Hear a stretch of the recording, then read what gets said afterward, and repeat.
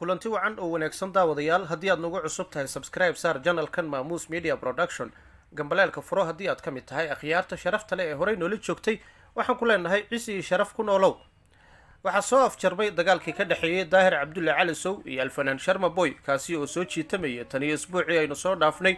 sharma boy ayaa mar kale raaligelin ka bixiyey dhibaatadii iyo sidoo kale xirguftii dhex martay daahir cali sow iyo isagoona ku celceliyay inuusan doonaynin asaagiisa uu ka haro, sida awgeedna uu qaatay qalad walba oo ka dhacay, dabadeedna uu cafis iyo musaamax weydiisanayo daahir cali sow. daahir cali sow ayaa isna dhankiisa caddeeyey inuu soo gebagabeeyey colaadii iyo xurguftii kala dhexaysay sharma boy. wuxuu intaa raaciyeen haatanba uu wareejiyey baswaarka ama furaha youtube-ka sharma boy kaasi oo dhowaanahanba uu isaga gacantiisa ku jiray. inta uu dagaalka socday dadyow kala duwan ayaa kasoo falceliyey, waxayna isugu jireen fanaaniin, youtubero iyo qeybaha kala duwan ee bulshada kuwaasoo u kala safanaya daahir cali sow iyo sharma boy.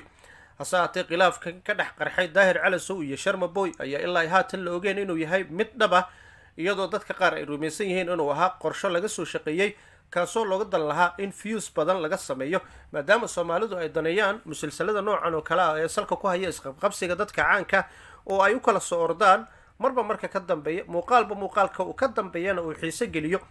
haddaba maxaa ka og tahay arrintan? ma kuu muuqataa inuu ahaa been laga soo shaqeeyey oo ujeedka uu ahaa views badan in lagu helo? fadlan fikirkaaga inoogu reeb qeybta commentiga, subscribe saar channelkan haddii aad nagu cusub tahay, sidoo kale gambaleelka furo si uu kuusoo gaaro muuqaal weliba oo halkan aynu kusoo gudbino. waxaan salaamayaa halkan Soomaali Maxamed baan ka salaamayaa. niyahow anigu nin dhalinyaro ahay, xaqiiqda marka aan kala hadlo Soomaali Maxamed iyo waxaan jecelahay in aan maxaa la yiraahdaa aan Soomaali dhalinyaro fanaan u ahaa. maxaa la yiraahdaa xaqiiqda marka aan kaga hadlo horta walaalkay daahir wuu iga badiyay, anaa hadda inay sheegayo wuu iga badiyay.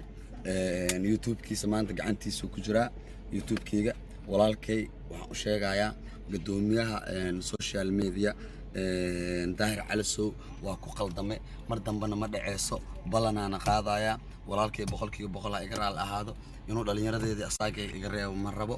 gudoomiyaheena waaye, waa aaminsanahay, waana jeclahay, mar dambeetana qalad kuma sameynayo. daahir cali sow walaalkayga macaan boqolkiiba boqol iska cafi, waxaan ku leeyahay saaxiib mar dambana ma dhaceyso. niyahow waa kugu qaldamay, Soomaali Maxamed iyo daahir cali sow waa ku qaldamay, wuuna iga badiyey.